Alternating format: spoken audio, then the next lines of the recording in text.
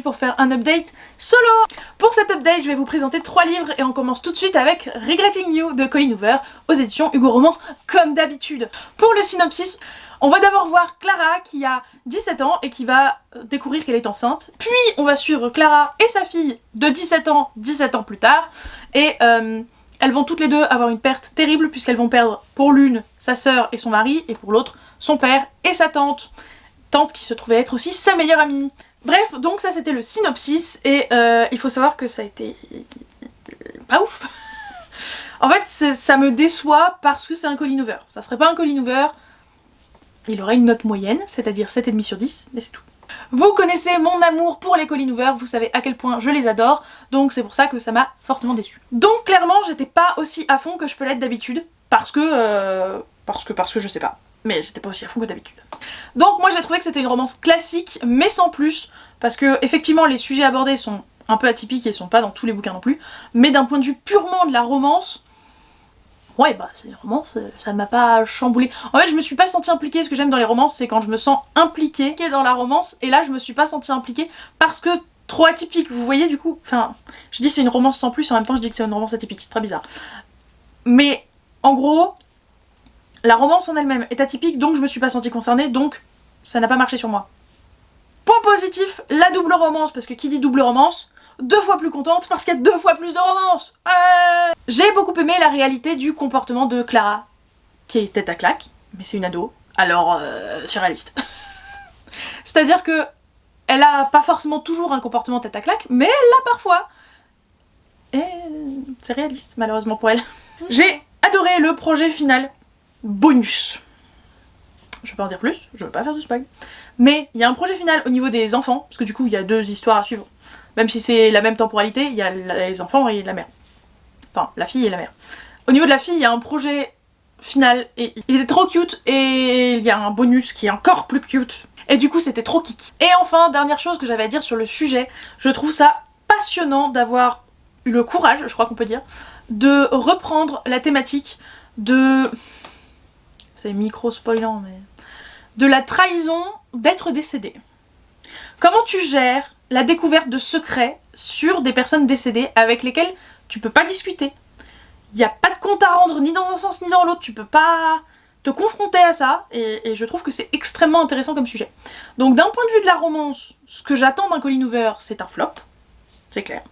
D'un point de vue de l'à côté, du côté contemporain presque de l'histoire, j'ai bien aimé. Mais j'étais un peu mitigée aussi sur la relation mère-fille qui était un peu spéciale et réaliste en même temps. Elle est pas spéciale à proprement parler, mais en fait c'est pas la relation de tout le monde avec sa mère normalement, j'espère.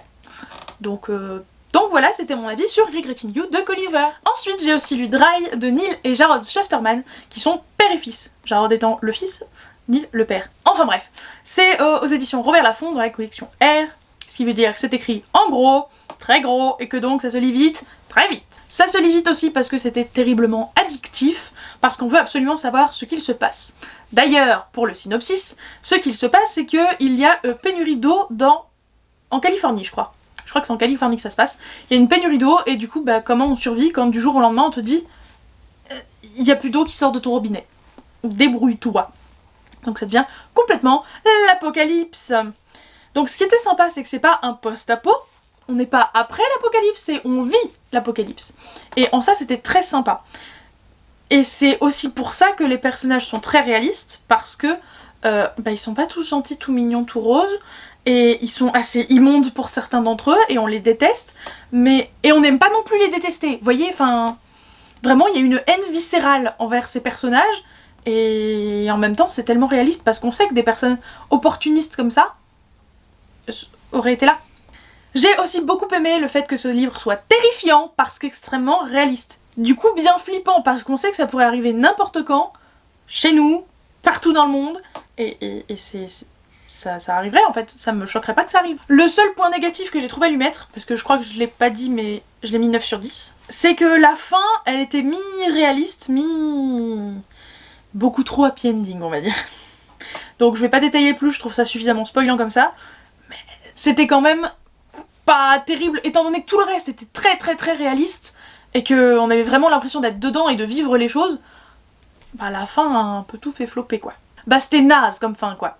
Enfin bref, c'était une excellente lecture, je rappelle notée 9 sur 10, que j'ai beaucoup apprécié et que je vous conseille vivement si vous aimez tout ce qui est apocalypse et si vous avez envie d'être terrifié. Et enfin, bientôt la fin de cet update, puisque je vous présente le dernier livre que j'ai lu pour l'occasion, Il était une fangirl d'Ashley Poston, le tome 1 Cendrillon 2.0 aux éditions Lumen. Ici, pour le synopsis, nous avons une héroïne qui va être notre Cendrillon, puisque c'est une fan très geek d'une série, elle est vraiment à fond dedans, tout tourne autour de ça dans sa vie, et jusqu'au jour où il va y avoir un reboot de sa fameuse série dont elle est une fan absolue, et là elle va dire sur son blog à quel point l'acteur principal il est pas du tout adapté, c'est pas du tout le bon, il va être naze pour le rôle, il va être trop nul, ça n'ira pas, et gna gna gna. Sauf que l'acteur en question va tomber dessus. Et va être démoralisé parce que lui est un grand fan de la série aussi, contrairement à ce qu'elle croit. Parce que à ses yeux c'est juste l'idole des jeunes filles en chaleur. Parce qu'il est trop canon et que à ses yeux il est pas du tout adapté. Il a la bonne couleur de peau, mais c'est tout. Ils vont être amenés, je vais pas vous dire comment, à échanger par message. Et en fait ils vont se détester dans la vraie vie entre guillemets et par message pas se dire qui ils sont et s'adorer un peu beaucoup. Moi ce que j'ai aimé, déjà l'univers geek. Je me suis tellement retrouvée dans ces personnages à fond, mais alors à fond, et qui ne vivent et ne respirent que par leur série. C'était génial, c'était très bien fait. Ensuite j'ai adoré le côté vous avez un message. C'est un film que mes parents m'ont forcé à regarder il y a un moment, donc c'est un vieux film, peut-être vous connaissez pas tous, peut-être Clémentine elle connaît, je sais pas.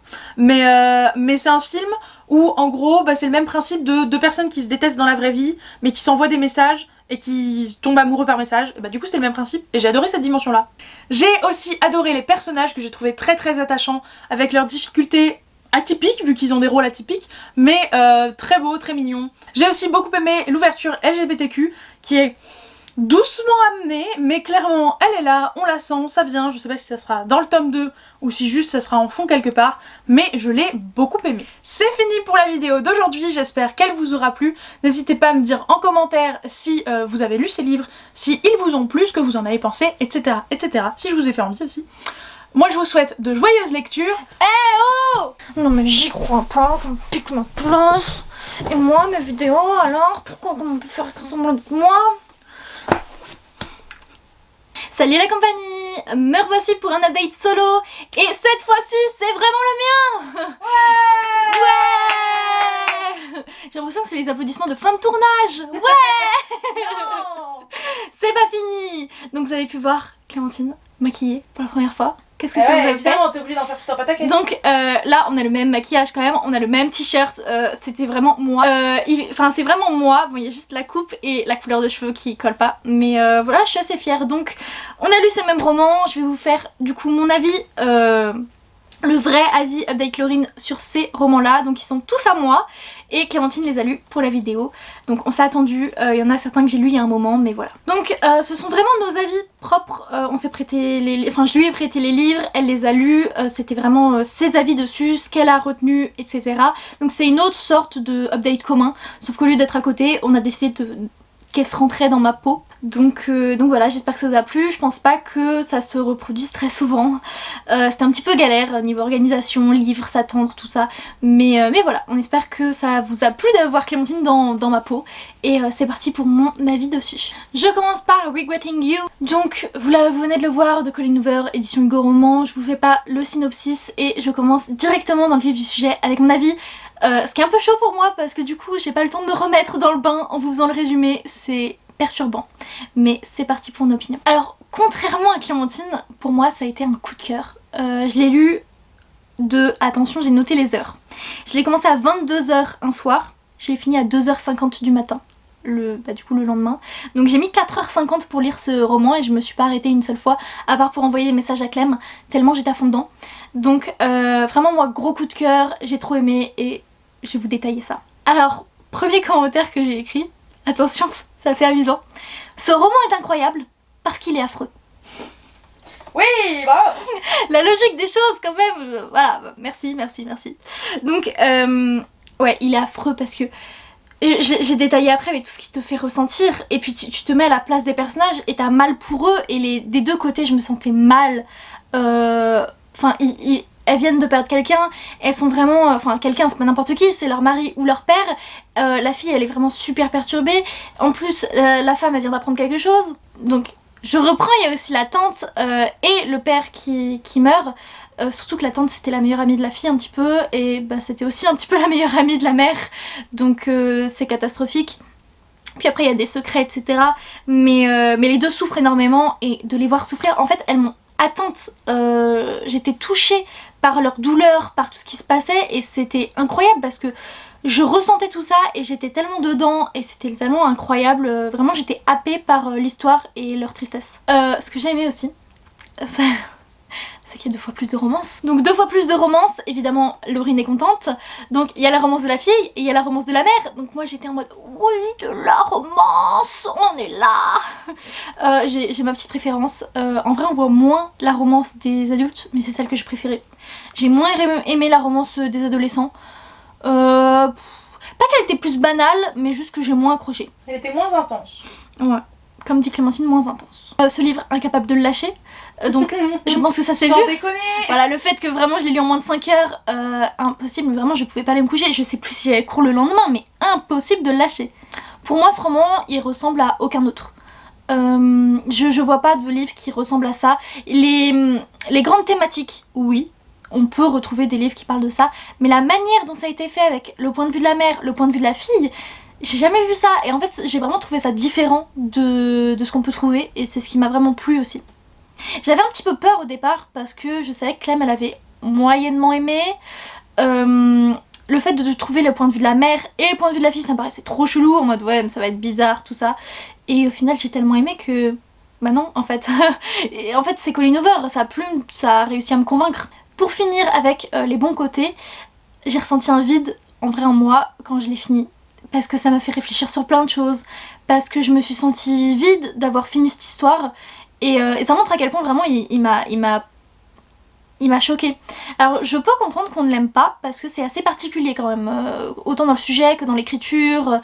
C'est à part. Mais moi vraiment ça m'a touchée énormément, tous les secrets, les mensonges, la mort, tout ça.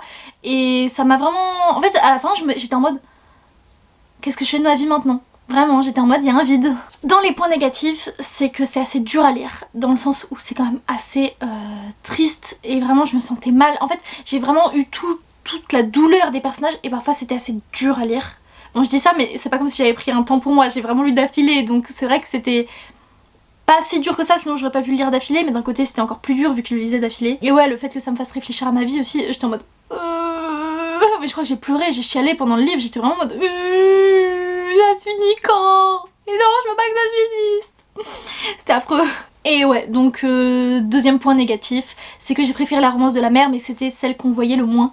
Donc j'avoue que ça du coup j'étais un peu en mode bah quand est-ce qu'on retrouve la maman et le mec avec qui il y a de la romance, je veux les retrouver, et du coup on les a moins et du coup j'étais un peu en mode parce que la fille c'est vrai que j'ai moins accroché à son caractère, un peu comme Clem, moins qu'elle mais un peu comme elle, j'ai moins accroché.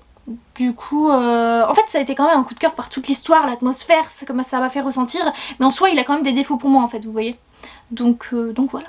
J'ai mis des notes additionnelles, je viens de voir. Donc j'ai écrit que j'avais eu les larmes aux yeux tout du long, que je suis triste et énervée avec les personnages. Voilà donc je suis avec eux tout du long.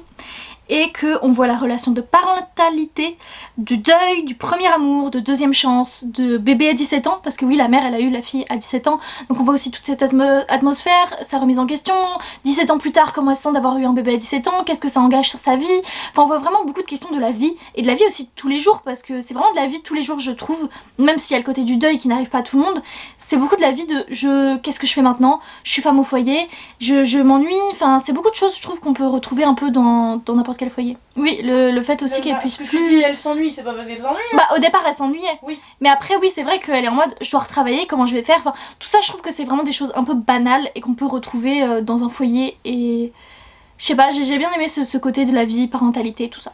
Ensuite je passe à Dry, donc de Neil et Jarrod Shusterman. Clémentine a vu vous dire qu'ils étaient père et fils. Donc collection Robert Laffont. Je suis assez mitigée quant à ce roman. Une part de moi a été absorbée par tout ce qui se passait, par toutes les actions etc. Surtout par le fait que on sait tous je pense que ça peut se produire. ça peut vraiment arriver aux États-Unis et même pourquoi pas en France. C'est quelque chose qui pourrait être notre l'année prochaine. Avec 2020, on a vu qu'il pouvait y avoir des catastrophes. On sait très bien que ça pourrait nous arriver en fait maintenant. Et c'est vraiment un côté qui m'a effrayée, qui m'a fait peur. Et je me suis dit waouh, ça peut vraiment nous arriver. Nous arriver comme ça. Et il nous arrivait comme ça. Et du coup, pendant tout le truc, j'étais en mode et si c'était moi là-dedans? Et du coup, je me suis vraiment mise à la place des personnages. Et ça, c'était vraiment hyper inquiétant et hyper bien fait parce que vraiment j'étais dedans du coup. Donc c'est vrai que le récit là, à ce moment-là, enfin pas à ce moment-là, mais là-dessus, il me foutu une grosse claque. Et il y a une part de moi qui s'est ennuyée, qui attendait de l'action parfois et qui était en mode il ne se passe rien, où j'étais en mode ouais ok, et ouais non vraiment, en fait c'est les actions qui m'ont pas tant plus que ça. En fait l'histoire, le thème, tout ça j'adore. Et ce qui se passait à l'intérieur, j'étais en mode ouais, pourquoi pas, ok, bon, ils vont où, quand est-ce que ça avance, etc. La plume, vraiment, ça se lit très très rapidement. La plume, c'était très bien décrit, enfin, j'ai beaucoup aimé. Mais c'était vraiment les actions en elles-mêmes où j'étais un peu en mode, bon, ok, bon, mais c'est pas incroyable, enfin, c'était pas incroyable à mes yeux. Donc, si je mets ces deux choses-là en contrebalance, ça a été assez mitigé pour moi. La toute fin, la fin des événements, etc., j'ai trouvé ça hyper rapide. Il y aurait pu avoir 100 pages de plus sur tous les événements de la fin. Enfin, il y a la fin où là c'était assez détaillé et il y a la fin où là j'étais en mode ouais mais il se passe ça on sait rien et on nous en parle vite fait en 10-15 pages. Et je serais en mode non. Alors moi je veux vraiment savoir qu'est-ce qui est arrivé à qui, dites-moi tout. Et du coup ça j'étais vraiment en mode il y aurait pu avoir tellement plus là-dessus que... En fait à la fin j'ai l'impression que il y a les détails de ce qui se passe à la fin dans une fin. Et après c'est un peu en mode... Et du coup il s'est passé ça, allez hop, bisous. En mode vous aviez des pages à respecter, ça se passe comment? Parce que j'étais vraiment en mode bah ouais mais non, enfin tu peux me décrire plus que ce qui arrivait à ce personnage en 3 lignes quoi. Et j'avoue que ça j'étais vraiment en mode... Bah du coup j'ai bien aimé quand même l'histoire, tout ça, enfin je voulais en savoir plus sur la finalité. C'est quand même un truc assez catastrophique et tout. Enfin tu peux pas juste me dire et il s'est passé ça, bisous. Au contraire j'ai trouvé que ça allait... Enfin oui, les personnages l'ont vécu de manière probablement plus détaillée, mais moi j'étais en train de me dire quand ça se résout, c'est encore un autre chamboulement où ça se passe archi vite, tu vois, donc moi ça m'a pas semblé incohérent. Et comme Clémentine, j'ai beaucoup aimé le côté des personnages qui étaient réels, qui vraiment pourraient être n'importe qui pourrait être toi, qui pourrait être moi. Et ça j'ai vraiment aimé parce que bah, c'est réaliste tout simplement. Donc j'ai aimé le fait qu'on n'apprécie pas forcément les personnages principaux. Que ouais, il y en a qui étaient assez tête à claque, fatigants, qui t'énervent, enfin voilà. Et ce qui pourrait être désagréable dans une lecture, honnêtement, bon, ça l'est un petit peu, mais j'ai trouvé ça bien parce que ça rentre encore plus dans ça pourrait nous arriver et tu pourrais être avec ces gens-là.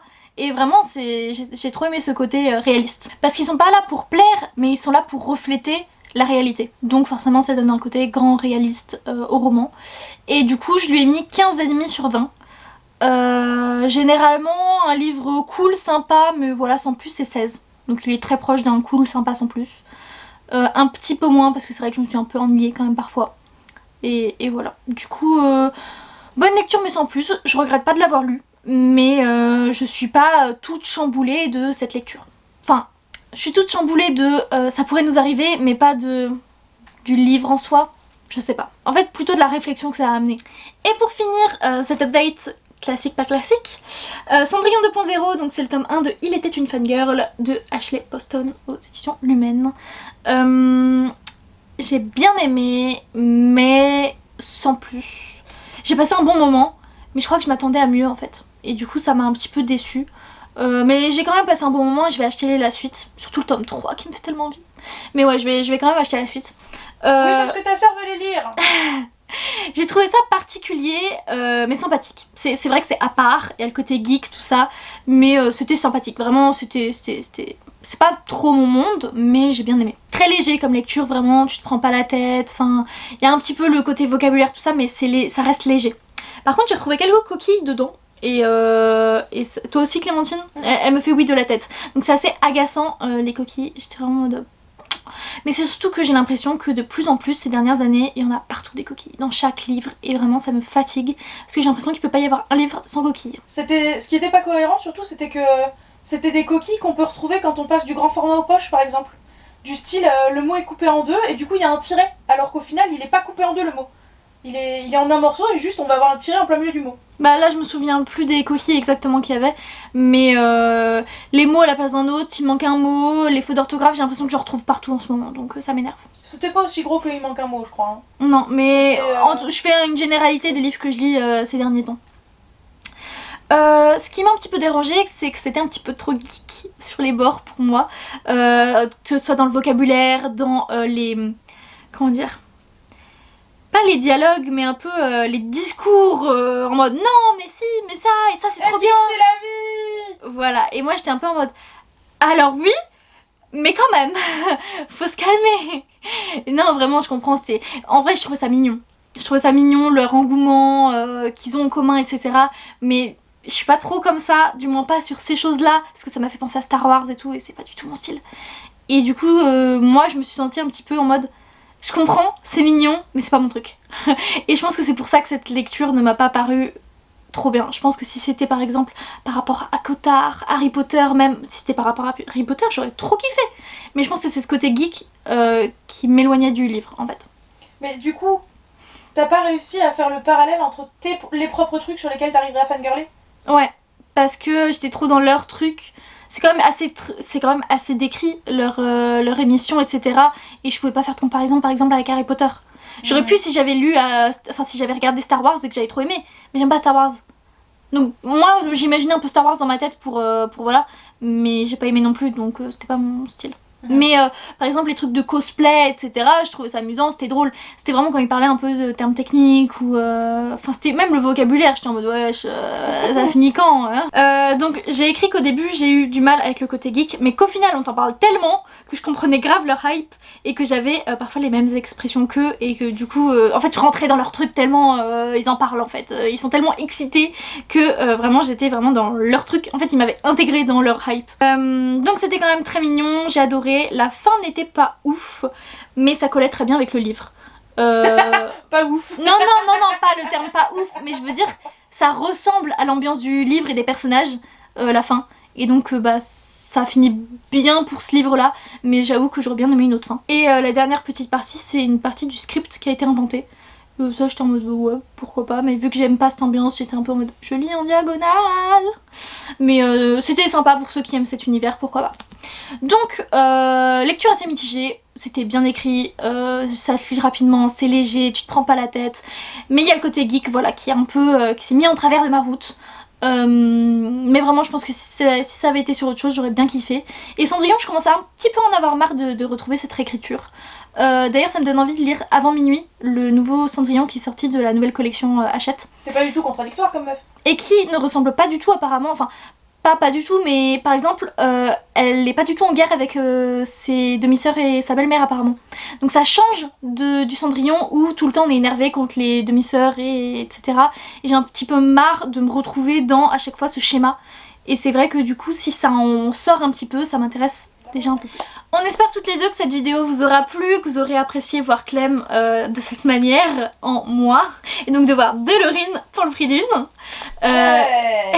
On espère que ces livres vous plairont, que vous aurez envie de les lire parce que vraiment, s'il y en a une qui a aimé, l'autre non. Comme ça vous avez vraiment les deux côtés. Donc voilà, on vous souhaite de joyeuses lectures. N'hésitez pas à mettre un petit pouce en l'air. Et un commentaire. Et à bientôt. Ciao.